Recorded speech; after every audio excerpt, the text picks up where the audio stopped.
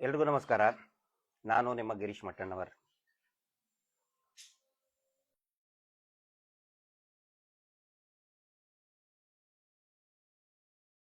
ಸರಿ,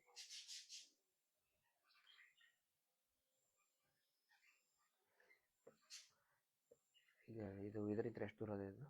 ಇದು ಕಾಯ್ಕಂಬದಿಂದ 3 kilometre. 6 kilometre. ಹ್ಞೂ.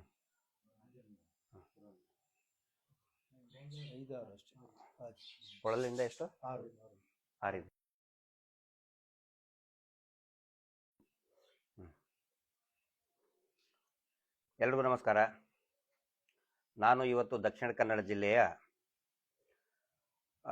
ಪೊಳಲಿ ಶ್ರೀ ಕ್ಷೇತ್ರ ರಾಜರಾಜೇಶ್ವರಿ ದೇವಸ್ಥಾನ ಅದರ ವ್ಯಾಪ್ತಿಯಲ್ಲಿರ್ತಕ್ಕಂತಹ ನಮ್ಮ ಸೌಜನ್ಯ ಹೋರಾಟಗಾರರ ಒಂದು ಮನೆಯಲ್ಲಿ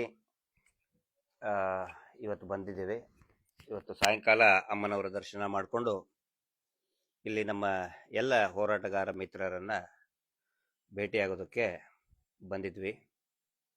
ನಮ್ಮ ಜೊತೆಗೆ ಇರ್ತಕ್ಕಂಥವರೆಲ್ಲರೂ ಕೂಡ ತುಂಬ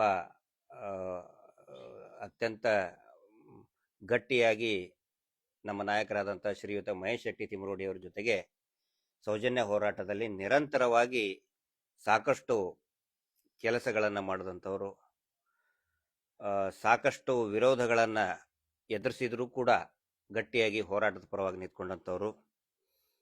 ಹೀಗಾಗಿ ಸಹಜವಾಗಿ ಕಳೆದ ಒಂದು ತಿಂಗಳಿನ ಬೆಳವಣಿಗೆಯಿಂದ ಎಲ್ಲರಿಗೂ ಬಹಳಷ್ಟು ಉತ್ಸಾಹದಲ್ಲಿದ್ದಾರೆ, ಕುತೂಹಲದಲ್ಲಿದ್ದಾರೆ. ಆ ನಂತರ ತಪ್ಪಿತಸ್ಥರಿಗೆ ಶಿಕ್ಷೆ ಆಗಲೇಬೇಕು ಅನ್ನುವಂತಹ ಆ ಸಂಕಲ್ಪದೊಂದಿಗಿದ್ದಾರೆ.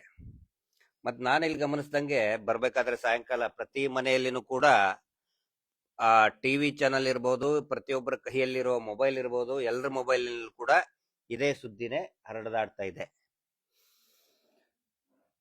ಬೇರೆಯವರಿಗೆ, ದಕ್ಷಿಣ ಕನ್ನಡ ಜಿಲ್ಲೆ ಬಿಟ್ಟು ಹೊರಗಡೆ ಇರುವಂತಹ ಜಿಲ್ಲೆಯವರಿಗೆ, ಬೇರೆ ರಾಜ್ಯದಲ್ಲಿ ಮತ್ತು ಇವತ್ತು ಇಡೀ ದೇಶದೊಳಗೆ ಈ ವಿಷಯ ಚರ್ಚೆ ಆಗ್ತಾ ಇರೋದ್ರಿಂದ ತುಂಬಾ ಆಶ್ಚರ್ಯವಾಗಿ ನೋಡ್ತಾ ಇದ್ದಾರೆ. ಆದ್ರೆ ನಾನು ಗಮನಿಸ್ದಂಗೆ ಅಲ್ಲಿ ಶವ ಇದೆಯೋ ಇಲ್ಲೋ ಅನ್ನೋದ್ರ ಇದ್ದಿದ್ರ ಬಗ್ಗೆ ಆಶ್ಚರ್ಯನೇ ಇಲ್ಲ. ಯಾಕಂತ ಹೇಳಿದ್ರೆ ದಕ್ಷಿಣ ಕನ್ನಡ ಜಿಲ್ಲೆಯವರಿಗೆ ಬಹಳ ಖಚಿತವಾಗಿ ಗೊತ್ತಿದೆ, ಅಲ್ಲಿ ಅನೇಕ ಕೊಲೆಗಳಾಗಿದೆ, ಅನೇಕ ಅತ್ಯಾಚಾರಗಳಾಗಿದೆ. ದಯವಿಟ್ಟು ವಾಯ್ಸ್ ಬರ್ತಾ ಇದೆಯಲ್ಲ? ಬರ್ತಾ ಇದ್ರೆ ಸ್ವಲ್ಪ ರಿಪ್ಲೈ ಮಾಡಿ.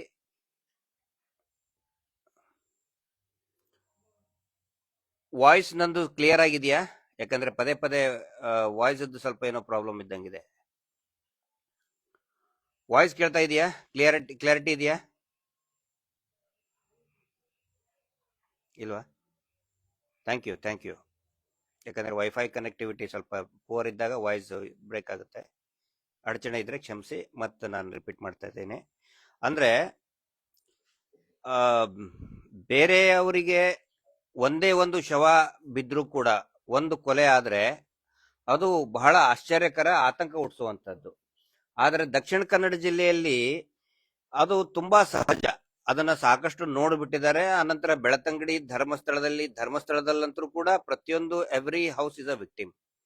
ಈ ಮೀಟರ್ ಬಡ್ಡಿ ದಂಧೆ ಅಲ್ಲಿ ಅವಾಗಿನಿಂತ್ರನು ಕೂಡ, ಅವಾಗ ಏನು ನಾವೊಂದು ಜಾಗೃತಿಯನ್ನ, ಎದ್ದೇಳು ಮಂಜುನಾಥ, ಎದ್ದೇಳಿ ಜನಸಾಮಾನ್ಯರೇ ಅಂತೇಳಿ ಒಂದು ಜನಜಾಗೃತಿಯನ್ನ ಮಾಡಿದ್ವಿ. ಅವಾಗಲೂ ಕೂಡ ಇಂತಲೇ ಸ್ಥಳೀಯರು ಅವ್ರಿಗಾದಂತಹ ನೋವುಗಳನ್ನ ನಿರಂತರವಾಗಿ ಹೇಳ್ತಾ ಬಂದ್ರು, ಪ್ರತಿಭಟಿಸ್ತಾ ಬಂದ್ರು. ಈಗ ನನಗನ್ಸಿದ ಮಟ್ಟಿಗೆ ಬಡ್ಡಿ ದಂಧೆ ಎಲ್ಲ ಕಡಿಮೆ ಆಗಿದೆ. ಇಲ್ಲಿ ಪೂರ್ತಿ ಈ ಒಂದು ಜನಜಾಗೃತಿಯಿಂದ, ಸೌಜನ್ಯ ಹೋರಾಟದಿಂದ ಸಾಕಷ್ಟು ಜನಜಾಗೃತಿಯಾಗಿ ಬಡ್ಡಿ ದಂಧೆಯ ಕಿರುಕುಳ ಎಷ್ಟೋ ಜನ ಕಟ್ಟೋದನ್ನ ನಿಂದಿರಿಸಿದ್ದಾರೆ ಅನ್ಕೊಂಡಿದ್ದೆ ನಾನು.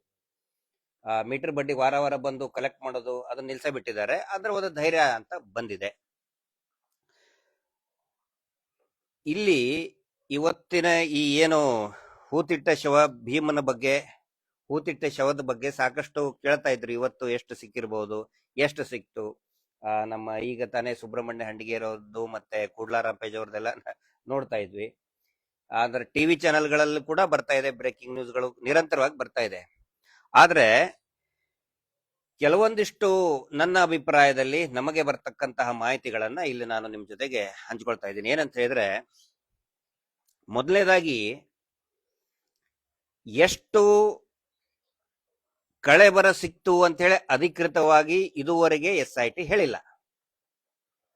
ಬಹುಶಃ ತಕ್ಷಣಕ್ಕೆ ಅದು ಹೇಳಬಾರದು ಅಂತ ತೀರ್ಮಾನ ಕೂಡ ಮಾಡಿರ್ತದೆ. ಒಂದೇ ಕಾರಣ, ಜನ ತೀರಾ ಆತಂಕಕ್ಕೆ ಒಳಗಾಗ್ತಾರೋ ಏನೋ, ಇನ್ನೇನಾದ್ರೂ ಗಲಾಟೆಗಳಾಗ್ತಾವೋ ಏನೋ, law and order problem create ಆಗುತ್ತೋ ಏನೋ ಅನ್ನೋ ದೃಷ್ಟಿಯಿಂದ ಬಹುಶಃ ಅವರು ಎಕ್ಸಾಕ್ಟ್ ಫಿಗರ್ಸ್ ಹೇಳಲಿಕ್ಕಿಲ್ಲ. ಇಲ್ಲಿ ತನಕ ನಮಗ್ ಬಂದಂತಹ ಮಾಹಿತಿಗಳೆಲ್ಲ ಅಂದ್ರೆ ಟಿವಿ ಚಾನೆಲ್ ಇವತ್ತು ಸಿಗಲೇ ಇಲ್ಲ. ಇವತ್ತು ಹೇಳಿದ್ರು ಯಾವುದೇ ಸಿಗ್ಲಿಲ್ಲ ಅಂತ. ಒಂದನೇ ದಿನಾನು ಸಿಗ್ಲಿಲ್ಲಂತೆ, ಎರಡನೇ ದಿನ ಸಿಗ್ಲಿಲ್ಲಂತೆ, ಮೂರನೇ ದಿನ ಒಂದು ಸಿಕ್ತು. ಆದ್ರೆ ನಾನ್ ಮಾಡ್ತಾ ಇರುವಂತಹ ವಿಶ್ಲೇಷಣೆ, ನಮ್ಮ ಹಿರಿಯ ಅಡ್ವೊಕೇಟ್ಸ್ ಮತ್ತೆ ಬೇರೆ ಬೇರೆಯವ್ರ ಜೊತೆಗೆ ವಿಶ್ಲೇಷಣೆ ಮಾಡಿದಾಗ, ಮೊನ್ನೆ SIT ನಲ್ಲಿ ಅಡಿಷನಲಿ 9 ಜನರನ್ನ ತಗೊಂಡಿದ್ದಾರೆ. 9 ಜನ ಸಿಬ್ಬಂದಿಗಳನ್ನ ಎಕ್ಸ್ಟ್ರಾ ತಗೊಂಡಿದ್ದಾರೆ, ತನಿಖೆ ಇನ್ನೂ ಚುರುಕಾಗಬೇಕು ಅಂತ ಹೇಳಿ. ಆ ನಂತರ ಇನ್ನೂ ಮುಖ್ಯವಾಗಿ SIT ಹೆಲ್ಪ್ ಲೈನ್ ಅನ್ನ ಕೊಟ್ಟಿದ್ದಾರೆ. ಸಾರ್ವಜನಿಕವಾಗಿ ಯಾರಿಗಾದ್ರೂ ನಿಮ್ಮ ಬಂಧು ಬಳಗದವರು ಮಿಸ್ ಆಗಿದ್ರೆ ಈ ನಂಬರ್ಗೆ ಕರೆ ಮಾಡಿ, ಅಥವಾ ಅದಕ್ಕೆ ಸಂಬಂಧಪಟ್ಟಂತ ಏನೇ ಮಾಹಿತಿ ಇದ್ರು ನಮಗ್ ಕೊಡಿ ಅಂತ. ಈ 2 ಕಾರಣಗಳಿಂದ ನಾವು ವಿಶ್ಲೇಷಣೆ ಮಾಡಬಹುದು. ಅಲ್ಲಿ ಬರೇ ನಿನ್ನೆ ಸಿಕ್ಕಿದ್ದು ಒಂದೇ ಅಲ್ಲ, ಇನ್ನೂ ಬೇರೆ ಬೇರೆ ಮಟೀರಿಯಲ್ಗಳು ಸಿಗ್ತಾ ಇರಬಹುದು. ಆ ನಂತರ ಚಂದ್ರಶೇಖರ್ ಮತ್ತೆ ವಿಜಯ್ ಕುಮಾರ್, ನೀವೆಲ್ಲ ತುಂಬಾ ಸೀನಿಯರ್ ಇದ್ರಿ. ಇಲ್ಲಿ ಅಲ್ಲಿ ಸ್ಥಳೀಯರು ನಮಗೆ ಹೇಳೋದು, ಧರ್ಮಸ್ಥಳದಲ್ಲಿ ಸ್ಥಳೀಯರು, ನಿನ್ನೆ ಸಿಕ್ಕಿದ್ದು ಬಂಗ್ಲೆಗುಡ್ಡೆ. ಅವ್ರು ಹೇಳೋದು ಬಂಗ್ಲೆಗುಡ್ಡೆಯಲ್ಲಿನೇ ಕರೆಕ್ಟ್ ಆಗಿ ಅಗದ್ರೆ ಹುಡುಕಿದ್ರೆ 200-300ಕ್ಕಿಂತನೂ ಜಾಸ್ತಿ ಬರೇ ಇದ್ರಲ್ಲಿನೇ ಸಿಗ್ತವೆ ಅಂತ. ಯಾಕಂತ ಹೇಳಿದ್ರೆ ಆ ವ್ಯಕ್ತಿ ಭೀಮಾ ಅಂತ ಏನಿದ್ದಾನಲ್ಲ, ಅದು ಅವನು ಎಲ್ಲಿ ನೋಡಿದಾನೆ ಅಲ್ಲಿ ಇಷ್ಟೇ ಅವನು ತೋರಿಸಿದಾನೆ. ಆದ್ರೆ ಅವನಿಗಿಂತನೂ ಕೂಡ ಇನ್ನೂ ಕೆಲವೊಂದಿಷ್ಟು ಜನ ಇದ್ದಾರೆ, ಅಲ್ಲಿ ಹೂತ್ ಹಾಕಿದವ್ರು ಇದ್ದಾರೆ. ಅದು ಇರಬಹುದು, ಮತ್ತೆ ಮಣ್ಣ ಸಂಕ ಇರಬಹುದು, ಅದಾದ ನಂತರ ನೇತ್ರಾವತಿಯ ದಂಡೆ ಇರಬಹುದು, ಸಾಕಷ್ಟು ಇದೆ. ಆದ್ರೆ ಇಲ್ಲಿ SIT ಅವರು ಗಮನಿಸಬೇಕಾಗಿದ್ದು ಸ್ಥಳೀಯರನ್ನು ಕೂಡ ವಿಶ್ವಾಸಕ್ಕೆ ತಗೋಬೇಕು. ಯಾಕಂತ ಹೇಳಿದ್ರೆ ಯಾವುದೇ ಒಂದು ಪ್ಲೇಸ್ ಅನ್ನ ಭೀಮಾ ಹೇಳಿದ ಅಂದ ತಕ್ಷಣನೇ ಹಂತಲ್ಲಿ ಹುಡುಕ್ತಾ ಇದಾರೆ ಅವರು. ಆದ್ರೆ ಅದು ಪ್ರಾಕೃತಿಕ ವಿಕೋಪ ಆಗಿರ್ತದೆ. ಮಳೆ ಬಂದಿದೆ, ಈ ಕರಾವಳಿ ಅಂತೂ ಪೂರ್ತಿ ಒಂದ್ಸರಿ ಮಳೆ ಬಂದ್ರೆ ಸಾಕಷ್ಟು ಗುಡ್ಡ ಕುಸಿತ ಆಗ್ತದೆ. ಇಲ್ಲಿ ನಿನ್ನೆ ಒಂದು ನನ್ಗೆ ತುಂಬಾ ಮಿರಾಕಲ್ ಅನ್ಸುತ್ತೆ. ಮಿರಾಕಲ್ ಯಾಕಂತ ಹೇಳಿದ್ರೆ, ಅವನು ಬಂದಿರೋದು 12 ವರ್ಷ ಆದ ಮೇಲೆ ಅಲ್ವಾ. ಆ ನಂತರ ಅವನು ಹೂತ್ ಹಾಕಿದ್ದು ಇನ್ನು ಎಷ್ಟು ವರ್ಷದ ಹಿಂದೆ ಯಾರಿಗ್ ಗೊತ್ತು.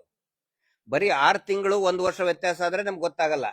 ಏನಾದ್ರೂ ಒಂದ್ ಮರ್ತ್ ಹೋಗ್ಬಿಟ್ರೆ, ಒಂದ್ ಬೈಕ್ ಏನಾದ್ರೂ ಪಾರ್ಕಿಂಗ್ ಏರಿಯಾದಲ್ಲಿ ನಾವು ಮರ್ತ್ ಹೋದ್ರೆ, ಬೆಳಗ್ಗೆ ಇಟ್ಟು ಮರ್ತ್ ಹೋದ್ರೆ ನಮ್ಗೆ ಸರಿಯಾಗಿ ಗುರುತಿಸಕ್ ಆಗಲ್ಲ. ಅಂತ ಹೊತ್ನಲ್ಲಿ ಕರೆಕ್ಟ್ ಆಗಿ ಎಲ್ಲಿದೆ ಅಂತ ನಾವು ಸ್ವಲ್ಪ ಹುಡುಕಾಡ್ತೀವಿ. ಅಂತದ್ರಲ್ಲಿ ಆಫ್ಟರ್ ಲಾಂಗ್ 12 ಇಯರ್ಸ್ 12 ವರ್ಷ ಆದ ನಂತರ ಅದು ಕಾಡಿನ ಮಧ್ಯ, ದಟ್ಟ ಕಾಡಿನ ನಡುವೆ ಅವನು ಬಂದು ಕರೆಕ್ಟ್ ಅವನು ಏನು ಪಾಯಿಂಟ್ ಮಾಡಿದಾಲೆ ಅಲ್ಲಿ ಸಿಕ್ಕಿದೆ ಅಂತ ಹೇಳಿದ್ರೆ, ಭೀಮಾ ಅನ್ನೋ ವ್ಯಕ್ತಿಯ ಮೇಲೆ ಯಾವುದೇ ಸಂಶಯಗಳು ಮಾಡೋದು ಬೇಡ. ಕರೆಕ್ಟ್ ಅವನು ಎಲ್ಲಿ ಬೆರಳು ಮಾಡಿ ತೋರಿಸಿದಾನ ಅಲ್ಲೇ ಸಿಕ್ಕಿದೆ. ಈಗ ಬರ್ತದೆ ಮತ್ತೆ ಒಂದನೇದ್ದು ಎರಡನೇದ್ದು ಸಿಗ್ಲಿಲ್ಲ ಅಂತಲ್ಲ, ಸಿಕ್ಕಿದೆಯೋ ಸಿಕ್ಕಿಲ್ಲೋ ಅನ್ನೋದನ್ನ ಅಧಿಕೃತವಾಗಿ SIT ದವರೇ ಹೇಳ್ಬೇಕು, ನಾವು ಹೇಳಕ್ಕಾಗಲ್ಲ, ಅಥವಾ ಟಿವಿ ಚಾನೆಲ್ ಅವ್ರು ಹೇಳಕ್ಕಾಗಲ್ಲ. ನಿನ್ನೆ ಕೂಡ ನಾನು ಅನ್ಕೊಂಡಂಗೆ ನ್ಯೂಸ್ 18 ಅವರು ಕೂಡ್ಲಾ ರಂಪೇಜ್ ಅವರು ಅದನ್ನ ಫಸ್ಟ್ ಬ್ರೇಕ್ ಮಾಡಿದ್ರು. ಕೂಡ್ಲಾ ರಂಪೇಜ್ ಅವರಿಗೆ ಅದು ಮೊದಲು ಗೊತ್ತಾಯ್ತು, ಆ ನಂತರ ನ್ಯೂಸ್ 18 ಅವ್ರಿಗೆ ಗೊತ್ತಾಯ್ತು. ಹಿಂಗಾಗಿ ಗೊತ್ತಾಯ್ತು, ಒಂದು ವೇಳೆ ಟಿವಿ ಚಾನೆಲ್ ನಲ್ಲಿ ಈ ಯೂಟ್ಯೂಬರ್ ನಲ್ಲಿ ಅದು ಪ್ರಸಾರ ಮಾಡದೆ ಹೋಗಿದ್ರೆ ನಿನ್ನೂ ಕೂಡ ಸಿಕ್ಕಿಲ್ಲ ಅನ್ನುವ ಹೆಡ್ಲೈನ್ ಬರ್ತಾ ಇತ್ತು. ಇವತ್ತೇನ್ ಮಾಡಿದ್ದಾರೆ, ಪೂರ್ತಿಯಾಗಿ ಅದನ್ನ ಬಟ್ಟೆ ಹಾಕ್ಬಿಟ್ಟಿದ್ದಾರೆ, ಒಂದು ಸ್ಕ್ರೀನ್ ಹಾಕ್ಬಿಟ್ಟಿದ್ದಾರೆ, ಯಾವುದೇ ಟಿವಿ ಚಾನೆಲ್ ನವರು ನೋಡಬಾರದು ಅಂತ ಹೇಳಿ. ಅಂದ್ರೆ ನಾನು ಹೇಳೋದು, ಅಧಿಕೃತವಾಗಿ ಹೇಳ್ಬೇಕಾಗಿರೋದು SIT. ನನ್ಗನ್ಸಿದ ಮಟ್ಟಿಗೆ ಇನ್ನೂ ಜಾಸ್ತಿನೇ ಸಿಕ್ಕಿರಬಹುದು. ಆ ನಂತರ 1, 2, 3 ಶವ ಅಂತ ಕೌಂಟ್ ಮಾಡಕ್ ಆಗುದಿಲ್ಲ. ಯಾಕಂತ ಹೇಳಿದ್ರೆ ಈಗ ಎಲ್ಲರೂ ಏನಾಗ್ತಾ ಇದೆ, ಶೋರೂಮ್ ಪೀಸ್ ಸಿಗ್ತದೆ ಅಂತ ತಿಳ್ಕೊಂಡಿದ್ದಾರೆ. ಈ ಶೋರೂಮ್ ಪೀಸ್ ಅಂತ ಹೇಳಿದ್ರೆ, ಈ ಅಸ್ಥಿ ಪಂಜರ ಅಂತ ಹೇಳಿದ್ರೆ ಟಿವಿಯಲ್ಲಿ ನೋಡಿರ್ತಾರೆ, ಹಾರರ್ ಮೂವಿಯಲ್ಲಿ ನೋಡಿರ್ತಾರೆ, ಅಸ್ಥಿ ಪಂಜರ ಮೇಲೆ ತಲೆಬುರುಡೆ ಎಲ್ಲ ಎಲುಬುಗಳು ಎಲ್ಲ ಹಿಂಗೆ ಆಗ್ತಿರ್ತದೆ. ಸೊ ಅದು ಒಂದು ಶೋರೂಮ್ ಪೀಸ್. ಆ ತರ ಏನಾದ್ರೂ ಇವರು ಎತ್ತುತ್ತಾರೆ ಅನ್ನೋದು ಎಲ್ಲರ ತಲೆಯಲ್ಲಿದೆ. ಅದನ್ನ ಎಕ್ಸ್ಪೆಕ್ಟ್ ಮಾಡಕ್ ಆಗುದಿಲ್ಲ. ಯಾಕೆ ಅಂತ ಹೇಳಿದ್ರೆ, ಎಲುಬುಗಳ ಸವಕಳಿ 1 ವರ್ಷ 2 ವರ್ಷದಿಂದ ಮಣ್ಣಲ್ಲಿ ಹುದುಗಿದ ಮೇಲೆ ಸ್ಟಾರ್ಟ್ ಆಗ್ಬಿಡ್ತದೆ, ಸವಕಲು ಶುರು ಆಗ್ಬಿಡ್ತದೆ. ತುಂಬಾ ದೊಡ್ಡ ದೊಡ್ಡವಾಗಿರುವಂತಹ ಎಲುಬುಗಳು ಅಂತ ಹೇಳಿದ್ರೆ ತೊಡೆ, ಕಾಲು, ಕೈದ್ದು ಎಲುಬುಗಳು ಮಾತ್ರ ಉಳಿದಿರ್ತವೆ. ಚಿಕ್ಕ ಚಿಕ್ಕ ಎಲುಬುಗಳು ಎಲ್ಲವೂ ಕೂಡ ಸವಕಲಾಗಿ ಹೋಗ್ಬಿಟ್ಟಿರ್ತದೆ ಮಣ್ಣಲ್ಲಿ. ಆ ನಂತರ ಫಂಗಲ್ ಅಟ್ಯಾಕ್ ಆಗಿ ಅದು ಎಲುಬಿನ ತರ ಕಾಣ್ತಾ ಇರಲ್ಲ, ಒಂದು ಕಡ್ಡಿ ತರ ಕಾಣ್ತಾ ಇರ್ತದೆ. ಕಡ್ಡಿ ತರ ಇರ್ತದೆ ಅದು, ಪಕ್ಕೆಲುಬು ಅವೆಲ್ಲವೂ ಕೂಡ ಕಡ್ಡಿ ರೀತಿಯಲ್ಲಿ ಕಾಣ್ತಿರ್ತದೆ. ಟಿವಿ ಚಾನೆಲ್ನವರು ಮತ್ತೆ ಬೇರೆ ಬೇರೆ ಮಾಧ್ಯಮದಲ್ಲಿ ನ್ಯಾಚುರಲ್ ಅದು, ಅವ್ರಿಗೇನು ಅನ್ನಕ್ಕಾಗಲ್ಲ. ಅಂದ್ರೆ ಈ ತರ ಅದೇ ಸ್ಕೆಲೆಟನ್ ಅಂದ್ರೆ ಶೋರೂಮ್ ಪೀಸೆ ನಮಗೆ ಸಿಕ್ಬಿಡ್ತದೆ, ಅದನ್ನ ಎಕ್ಸ್ಪೆಕ್ಟ್ ಮಾಡಕ್ ಆಗಲ್ಲ. ಆ ನಂತರ ತಲೆ ಬುರುಡೆ ಬಗ್ಗೆ, ಬುರುಡೆಗಳು ಏನಂತ ಹೇಳಿದ್ರೆ ಅಲ್ಲಿ ಕಾಡು ಹಂದಿಗಳು, ಮುಳ್ಳು ಹಂದಿಗಳು ಮತ್ತೆ ಉಡ ಏನಿದೆಯಲ್ಲ, ಉಡ ಮತ್ತೆ ಮುಳ್ಳು ಹಂದಿಗೆ ನನಗೂ ಕೂಡ ಗೊತ್ತಿರೋ ಹಂಗೆ, ನಮ್ದು ತೋಟ ಇದೆ ಅಲ್ಲ, ಅವು ಎಲ್ಲ ಏನಂತ ತಲೆ ಬುರುಡೆ ಅಂದ್ರೆ ಬಹಳ ಇಷ್ಟ ಅವಕ್ಕೆ. ಅದರಲ್ಲಿನೂ ಕೂಡ ಕೊಳಿತಾ ಇರುವಂತಹ ಶವದ್ದು ತಲೆ ಬುರುಡೆ ಅಂದ್ರೆ ಅವು ಕಚ್ಕೊಂಡು 5 ಫೀಟ್ ಆಳದಲ್ಲಿ ಇದ್ರೂ ಕೂಡ ಆ ಕಾಡ ಹಂದಿ ಇರ್ಬೋದು, ಮುಳ್ಳು ಹಂದಿ ಆಗ್ಲಿ, ಅದನ್ನ ಕೆದಕಿ ತಲೆ ಬುರುಡೆನ ಕಚ್ಕೊಂಡು ಹೋಗ್ತವೆ ಅಲ್ವಾ. ಹಿಂಗಾಗಿ ತಲೆ ಬುರುಡೆ ಸಿಕ್ಕರೆ ಅದೊಂದು ಕೌಂಟ್ ಆಗುತ್ತೆ. ತಲೆ ಬುರುಡೆ ಸಿಗದೆ ಬರೀ ಸೌದು ಹೋಗಿರುವಂತಹ ಒಂದು 5-6 ಮೂಳೆಗಳು ಸಿಕ್ಕರೆ ಈಗ ಅದೇ ಆಗ್ತಾ ಇದೆ. ಅದಕ್ಕೆ ನಾವು ಕೂಡ ಒಂದು ರಿಕ್ವೆಸ್ಟ್ ಮಾಡ್ಕೊಂಡಿದ್ವಿ ನಮ್ಮ ಹಿರಿಯರಾದಂತ ಧನಂಜಯ ಸರ್. ಅಲ್ಲಿ ಹಂದಿಗಳದ್ದು ಗೂಡು ಇರ್ತದೆ, ಕಾಡು ಹಂದಿ ಗೂಡು ಇರ್ತದೆ, ಮುಳ್ಳು ಹಂದಿ ಗೂಡು ಇರ್ತದೆ. ಆ ಗೂಡುಗಳನ್ನೇನಾದ್ರೂ ಓಪನ್ ಮಾಡಿದ್ರೆ ಅಲ್ಲಿ ತಲೆ ಬುರುಡೆಗಳು ಸಿಗಬಹುದು. ಅಲ್ಲಿ ಮಾತ್ರ ಏನೋ ಕಾಡು ಹಂದಿಗಳಂತೂ ಸಿಕ್ಕಾಪಟ್ಟೆ ಇದೆ ಅಲ್ಲಿ. ಆ ನಂತರ ಹೆಣಗಳನ್ನ ಬೇಕು ಅಂತಲೇನೆ ನಾನು 2 ನಿಮ್ಗೆ ಎಕ್ಸಾಂಪಲ್ ಕೊಡ್ತಾ ಇದ್ದೇನೆ ಎಲ್ರಿಗೂ. ಪದ್ಮಲತಾ ಡೆಡ್ ಬಾಡಿನೂ ಕೂಡ ಕೈ ಕಟ್ಟಿದ ರೀತಿಯಲ್ಲೇ ಇತ್ತು. ಪದ್ಮಲತಾ ಡೆಡ್ ಬಾಡಿ 1987 ಅಲ್ಲಿ ಕ್ರೈಮ್ ನಂಬರ್ 18/87 ಪದ್ಮಲತಾ ಪ್ರಕರಣ. ಅದೇ ರೀತಿಯಲ್ಲಿ ಸೌಜನ್ಯ ಕೈಯನ್ನು ಕೂಡ ಕಟ್ಟಿದ್ರು. ಮತ್ತೆ ಕಾಡ್ನಲ್ಲಿ ನಿನ್ನೆನೂ ಕೂಡ ಹಗ್ಗ ಸಿಕ್ಕಿದೆ. ಇವರು ಪ್ರತಿಯೊಂದನ್ನು ಕೂಡ ಡೆಡ್ ಬಾಡಿಯನ್ನ, ಆನಂತರ ಒಂದು ತಲೆ ಬುರುಡೆ ಸಿಕ್ಕಿದೆಯಲ್ಲ, ಆ ವ್ಯಕ್ತಿ ಭೀಮಾ ತಂದು ತೋರಿಸಿದಾನಲ್ಲ, ಅಲ್ಲಿಯೂ ಕೂಡ ಒಂದು ದೊಡ್ಡದು ವೇಲೋ ಸೀರೆನೋ ಏನೋ ಇದೆ ಅಲ್ಲಿ ಕಟ್ಟಿದ್, ಅಂದ್ರೆ ಅದನ್ನು ಕೂಡ ಕಟ್ಟಿದ್ರು. ಯಾಕೆ ಕಟ್ತಾರೆ ಅಂತ ಹೇಳಿದ್ರೆ ಕಾಡು ಪ್ರಾಣಿಗಳು ತಿಂದು ಹೋಗ್ಬೇಕು. ಕಾಡು ಪ್ರಾಣಿಗಳು ತಿಂದ್ರೆ ಮುಗಿದೋಯ್ತಲ್ಲ, ಇನ್ವೆಸ್ಟಿಗೇಷನ್ ಮಾಡಕ್ಕೆ ಆಗುದಿಲ್ಲ. UDR ಆತ್ಮಹತ್ಯೆ, ಅವಾಗ ಕತೆ ಕಟ್ಟಕ್ ಈಸಿ ಆಗುತ್ತೆ, ಸ್ಕ್ರಿಪ್ಟ್ ಬರೆಯೋದಕ್ಕೆ ಈಸಿ ಆಗುತ್ತೆ. ಆಲ್ಮೋಸ್ಟ್ ನೋಡಿ, ನೀವು ನಾ ಪ್ರಾರಂಭದಲ್ಲಿ ನೋಡಿದೆ, ನಮ್ಮ ಪುತ್ತೂರಿನ ಮಂಜುನಾಥ್ ಅಂತ ಹೇಳಿ ಮತ್ತೆ ಇನ್ನೊಬ್ರು ಕಾಡಲ್ಲಿ ಹೋಗ್ಬೇಕಾದ್ರೆ ನಮ್ಮ ಜಯಂತ್ ಟಿ ಅವರು ಹೋದಾಗ್ಲೂ ಕೂಡ ಅದನ್ನ ತೋರಿಸಿದ್ದಾರೆ. ಹಗ್ಗ ಜೋತ್ ಬಿದ್ದಿದ್ದು, ಪೂರ್ತಿ ಹಗ್ಗ ಅಂದ್ರೆ ಬಟ್ಟೆ, ಅದೇನು ನೇತ್ ಹಾಕದಂತ ಸ್ಥಿತಿಯಲ್ಲಿ ಯಾರು ನೋಡಿಲ್ಲ. ಎಲ್ಲಾ ಶವಗಳು ಕೂಡ ನೆಲದ ಮೇಲೆ ಕುಂತಹ ಶವಗಳಿಗೆ ಕಟ್ಟಲಾಗಿತ್ತು. ಯಾಕಂತ ಹೇಳಿದ್ರೆ ಕಾಡು ಪ್ರಾಣಿಗಳು ತಿಂದು ಹೋಗ್ಲಿ ಅಂತ ಹೇಳಿ. ಯಾಕಂದ್ರೆ highest number of wild animals ಇದೆ ಇಲ್ಲಿ, ಕಾಡ್ ಹಂದಿ, ಉಡ ಮತ್ತೆ ಮುಳ್ಳಹಂದಿ, ಮೇಜರ್ 3. ಆನಂತರ ಹೈನಾ ಕೂಡ ಇದೆ. ನಮ್ ಕಡೆ ಏನಂತಾರೆ ಕಿರ್ಬಾ ಅಂತಾರೆ, ಕತ್ತೆ ಕಿರ್ಬಾ ಅಂತ ಹೇಳಿ. ಅವಕ್ಕೆ ಮನುಷ್ಯನ ಶವ ಅಂದ್ರೆ ತುಂಬಾ ಇಷ್ಟ. ಅವುಗಳು ಏನು ಮನುಷ್ಯನ ಮುಂಡ ಅಂದ್ರೆ ರುಂಡ ಏನಿರ್ತಲ್ಲ ಅದನ್ನ ತಗೊಂಡು ಹೋದಾಗ ಇದು ಬರೀ ಪಕ್ಕೆಲುಬು, ಕೈ ಕಾಲದ ಇಷ್ಟೇ ಇರ್ತದೆ, ಅವು ಸೌದು ಹೋಗಿರ್ತದೆ. ಮಣ್ಣಲ್ಲಿ ಕರಗಿರೋದ್ರಿಂದ ಎಕ್ಸಾಕ್ಟ್ ಶೇಪ್ ಅಲ್ಲಿ ಅಂದ್ರೆ ಅಸ್ಥಿ ಪಂಜರದ ಶೇಪ್ ಅಲ್ಲಿ ಸಿಗೋದು ಕಷ್ಟ. ಹಿಂಗಾಗಿ ಇವತ್ತು ಒಂದು ಸಿಕ್ತು, ಸಿಗಲೇ ಇಲ್ಲ ಅನ್ನೋದು ನಾನಂತರೂ ಒಪ್ಕೊಳಕ್ ಆಗಲ್ಲ. ಅಂದ್ರೆ ಈ ಒಂದು 4-5 ಪೀಸ್ ಅಲ್ಲಿ ಅಲ್ಲಿ ಕೆಲವರು ಹೇಳ್ತಾರೆ ಅಲ್ಲಿ ಎಲ್ಲಿ ಹುಡುಕಿದ್ರು ಎಲಬೆ ಸಿಗ್ತದೆ, ಅಲ್ಲಿ ಮನುಷ್ಯನ ಎಲಬೆ ಸಿಗ್ತದೆ. ಇಷ್ಟು ನಾವು ಗಮನಿಸಬೇಕಾಗ್ತದೆ. ಸಿಕ್ತಾ ಇಲ್ಲ, ಇವತ್ ಏನು ಇಲ್ಲ ಅಂತ ವಿಶ್ಲೇಷಣೆ ಮಾಡೋರು ದಯವಿಟ್ಟು ಇದನ್ನು ಕೂಡ ಗಮನಿಸಬೇಕಾಗ್ತದೆ. ಆನಂತರ ಇನ್ನೊಂದು ನಾವು ಗಮನಿಸ್ತಾ ಇರೋದು, ಈ ಇದರಲ್ಲಿ ನಮ್ಮ ದೇಶದ ಕ್ರಿಮಿನಲ್ ಇನ್ವೆಸ್ಟಿಗೇಷನ್ ಸಿಸ್ಟಮ್ ಎಷ್ಟು ಹಿಂದುಳಿದಿದೆ ಟೆಕ್ನಾಲಜಿಕಲಿ. ನಾವು ಎಲ್ಲಾ ಕಡೆನೂ ಮಾತಾಡ್ತೇವೆ ತಂತ್ರಜ್ಞಾನ, ಟೆಕ್ನಾಲಜಿ ಏನ್ ಬೇಕಾದ್ರೂ ಟೆಕ್ನಾಲಜಿ ಬಗ್ಗೆನೇ ಮಾತಾಡ್ತೀವಿ. ಆದ್ರೆ ಒಂದು ಕ್ರೈಮ್ ಇನ್ವೆಸ್ಟಿಗೇಷನ್ ಮಾಡ್ಬೇಕಾದ್ರೆ ನಾವು ಎಷ್ಟು ಹಿಂದುಳಿದಿದ್ದೇವೆ ಅನ್ನೋದನ್ನ ಈ ತನಿಖೆ ತೋರಿಸ್ಕೊಡ್ತಾ ಇದೆ. ನಾನು SIT ಮೇಲೆ ಪಾಯಿಂಟ್ ಔಟ್ ಮಾಡ್ತಾ ಇಲ್ಲ. ಯಾಕಂತ ಹೇಳಿದ್ರೆ ಪಾಪ ಬಹಳ ಪ್ರಯತ್ನ ಪಡ್ತಾ ಇದ್ದಾರೆ, ಈ ಮಳೆ ಗಾಳಿಯಲ್ಲೆಲ್ಲ ನಿಂತ್ಕೊಂಡು ಎಕ್ಸಲೆಂಟ್ ವರ್ಕ್ ಮಾಡ್ತಾ ಇದ್ದಾರೆ. ಆದ್ರೆ ಅವರಿಗೆ ಈ ಏನು ಗ್ರೌಂಡ್ ಪೆನೆಟ್ರೇಟಿಂಗ್ ರಾಡಾರ್ ಸಿಸ್ಟಮ್, ಇನ್ನು ಬೇರೆ ಬೇರೆ ಟೆಕ್ನಾಲಜಿ ಇದೆ, ಇದು ಒಂದೇ ಇಲ್ಲ. ಆನಂತರ ಬಿಲ್ಡರ್ ಕಡೆನೂ ಇರ್ತದೆ ಅದು. ಪ್ರತಿಯೊಬ್ಬ ದೊಡ್ಡ ದೊಡ್ಡ ಬಿಲ್ಡರ್ ಕಡೆನೂ ಕೂಡ ಆಳವಾಗಿ ಅವರು ಫೌಂಡೇಶನ್ ಹಾಕ್ಬೇಕಾದ್ರೆ ಅದನ್ನ ಟೆಸ್ಟ್ ಮಾಡೇ ಮಾಡ್ತಾರೆ.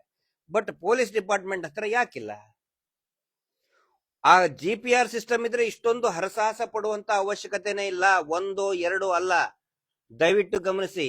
ಅದೇ ಬಂಗಲೆ ಗುಡ್ಡೆಯಲ್ಲಿ ನಿಮ್ಗೆ 200 300ಕ್ಕಿಂತ ಜಾಸ್ತಿನೇ ಸಿಗುತ್ತೆ, ಪ್ರೊವೈಡೆಡ್ ಟೆಕ್ನಾಲಜಿಕಲಿ ಸ್ಟ್ರೆಂಥನ್ ಮಾಡಿದ್ರೆ, ಇನ್ವೆಸ್ಟಿಗೇಷನ್ ಟೀಮ್ ಅನ್ನ, SIT ಅನ್ನ ಟೆಕ್ನಾಲಜಿಕಲಿ ಸ್ಟ್ರೆಂಥನ್ ಮಾಡಿದ್ರೆ ಇದಕ್ಕೆ ಸಂಪೂರ್ಣವಾಗಿ ತೆರೆ ಬೀಳುತ್ತೆ. ಇವತ್ತು ಒಂದು ಸಿಗ್ತಾ ಇಲ್ಲ ಅನ್ನೋದಕ್ಕೆ ಸಂಪೂರ್ಣವಾಗಿ ತೆರೆ ಬೀಳುತ್ತೆ.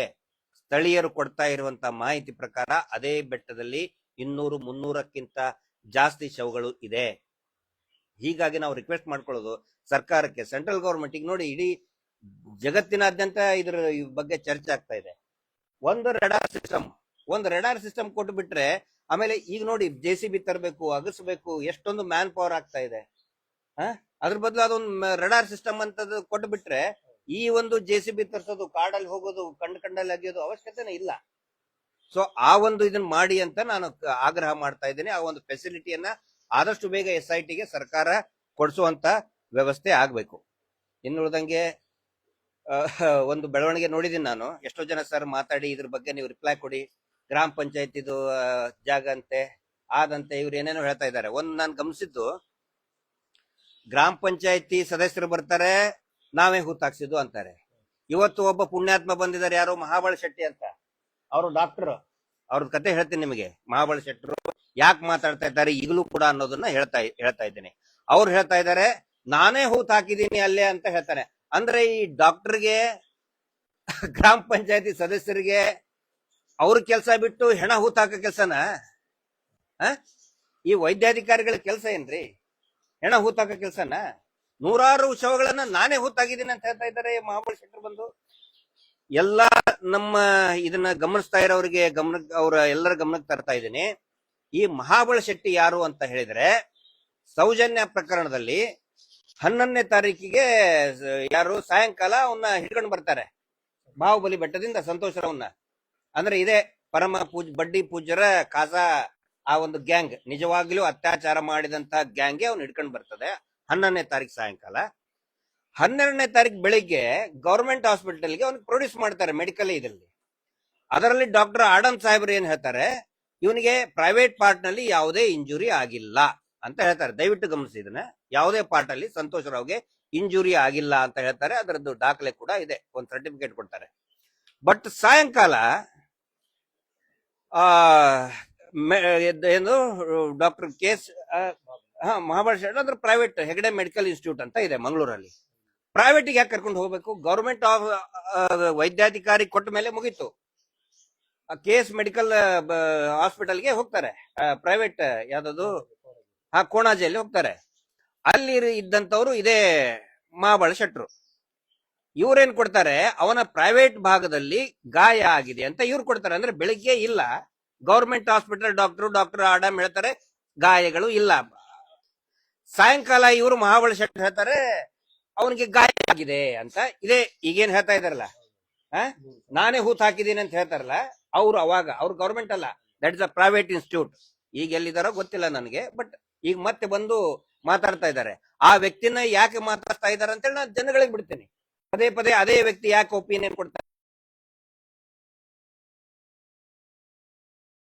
ಸಂತೋಷ್ ರಾವ್ನಿಗೆ ಪ್ರೈವೇಟ್ ಪಾರ್ಟ್ ಅಲ್ಲಿ ಮರ್ಮಾಂಗದಲ್ಲಿ ಗಾಯ ಇಲ್ಲ ಅಂತ ಹೇಳಿದ್ರೆ, ಈ ವ್ಯಕ್ತಿ ಯಾಕೆ ಕೊಟ್ಟ ಗಾಯ ಆಗಿದೆ ಅಂತ? ಮತ್ತೆ ಈಗ ಒನ್ಸ್ ಅಗೇನ್ ಅದೇ ವ್ಯಕ್ತಿ ಬಂದು ನಾನೇ ಹೂತ್ ಹಾಕಿದ್ದೀನಿ ಅಂತ ಯಾಕೆ ಹೇಳ್ತಾ ಇದ್ದಾನೆ? ಡಾಕ್ಟರ್ ಆಗಿ, ಮೋಸ್ಟ್ಲಿ ಡಾಕ್ಟರ್ ಆಗಿ ಅವ್ರದ್ದು ಕತ್ರಿ ಎಲ್ಲ ಸೂಜಿ ದಬ್ರ ಎಲ್ಲ ಬಿಟ್ಟು ಹೂತ್ ಹಾಕೋ ಕೆಲಸ ಮಾಡಿದ್ದೇನೆ ಅಂತ ಹೇಳ್ತಾ ಇದ್ದಾರೆ. ಜನ ಮೂರ್ಖರಲ್ಲ. ಈಗ ಪ್ರಶ್ನೆ ಬರುದು, ಮತ್ತೆ ಒನ್ಸ್ ಅಗೇನ್ ಅದೇ ವ್ಯಕ್ತಿನ ಟಿವಿ ಚಾನಲ್ ಅಲ್ಲಿ ಕುಂದ್ರಿಸಿ ಯಾಕೆ ಹೇಳ್ತಾ ಇದ್ದಾರೆ? ನಾನು ಜಾಸ್ತಿ ಹೇಳಕ್ ಹೋಗಲ್ಲ, ಜನ ಬುದ್ಧಿವಂತರಿದ್ದಾರೆ. ಇನ್ನೊಂದು ಹೇಳ್ತಾರೆ ಚಂದ್ರಶೇಖರಣ್ಣ, ಏನಂತ ಹೇಳಿದ್ರೆ, ಇದು ಹೆಣ್ಣು ಗಂಡು ಅನ್ನೋದು ಚರ್ಚೆ ಬಹಳ ಜೋರ. ಆಸ್ ಇಫ್ ಹೆಂಗ ಹೆಣ್ಣು ಗಂಡು ಅಂತ ಕೇಳ್ತಾರಲ್ಲ, ಹೆಣ್ಣ ಗಂಡ ಆಯ್ತಾ ಅಂತ ಹೇಳಿ, ಶವ ಸಿಕ್ತು ಅಂತ ಹೇಳಿದ್ರೆ ಹೆಣ್ಣ ಗಂಡು ಅಂತ ಚರ್ಚೆ ಮಾಡ್ತಾ ಇದ್ದಾರೆ. ಈ ಮಹಾನುಭಾವ ಮಹಾಬಳ ಶೆಟ್ಟಿ ಹೇಳ್ತಾ ಇದಾರೆ, ನಾನು ಕಣ್ಣು ಮುಚ್ಕೊಂಡು ಹೇಳ್ತೀನಿ, ನಾವು ಕಣ್ಣು ಮುಚ್ಕೊಂಡು ಹೇಳ್ಬಿಡ್ತೀವಿ ಅದು ಹೆಣ್ಣು ಗಂಡು ಅಂತ ಹೇಳಿ. ಅಂದ್ರೆ ಮಾಂತ್ರಿಕನ ಇದು ಮಾಟ ಮಂತ್ರ ಮಾಡೋರು ಹೇಳ್ತಾರಂತದನ್ನ, ಆ ಬಾಣಂತಿ ಕೈಮೂಳೆ ಇದ್ರೆ ಅವ್ರಿಗೆ ಗೊತ್ತಾಗ್ಬಿಡ್ತದಂತೆ ಹೆಣ್ಣಿಂದು ಗಂಡಿಂದು ಅಂತ. ಕಣ್ಣು ಮುಚ್ಕೊಂಡು ಹೇಳ್ಬಿಡ್ತೀವಿ ಅಂತ ಹೇಳ್ತಾ ಇದ್ದಾರೆ. ಬಹುಶಃ ಕಣ್ಣು ಮುಚ್ಕೊಂಡು ಮಹಾಬಳ ಶೆಟ್ರು ಕಣ್ಣು ಮುಚ್ಕೊಂಡು ಕೆಲಸ ಮಾಡಿದ್ದಕ್ಕೆ ಸೌಜನ್ಯ ಪ್ರಕರಣವನ್ನ ಸಂಪೂರ್ಣವಾಗಿ ಹಾಳು ಮಾಡಿದ್ರು. ಕಣ್ಣು ಮುಚ್ಕೊಂಡು ನಾನು ಹೇಳ್ಬಿಡ್ತೀನಿ. Who is he, why is coming, ಪ್ರತಿಯೊಂದಕ್ಕೂ ಕೂಡ ಈ ವ್ಯಕ್ತಿ ಯಾಕೆ ಮೂಗು ತೂರಿಸ್ತಾ ಇದ್ದಾನೆ. ಸೌಜನ್ಯ ಪ್ರಕರಣದಲ್ಲಿ ಅದೇ ವ್ಯಕ್ತಿ ಯಾಕೆ ಒಪಿನಿಯನ್ ಕೊಟ್ಟ?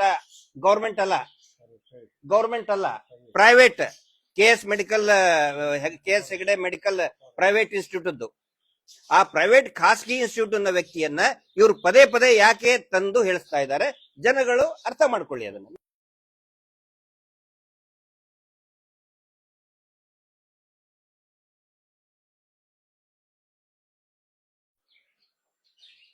ವಾಯ್ಸ್ ಕ್ಲಿಯರ್ ಇದೆಯಲ್ಲ?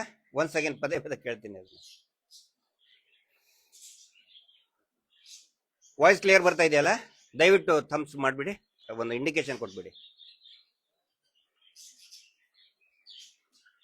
ಕ್ಲಿಯರ್ ಇದೆಯಲ್ಲ? ದಯವಿಟ್ಟು ಯಾರಾದ್ರೂ ವಾಯ್ಸ್ ಕ್ಲಿಯರ್ ಇದ್ರೆ ಹೇಳ್ಬಿಡಿ. Okay, thank you.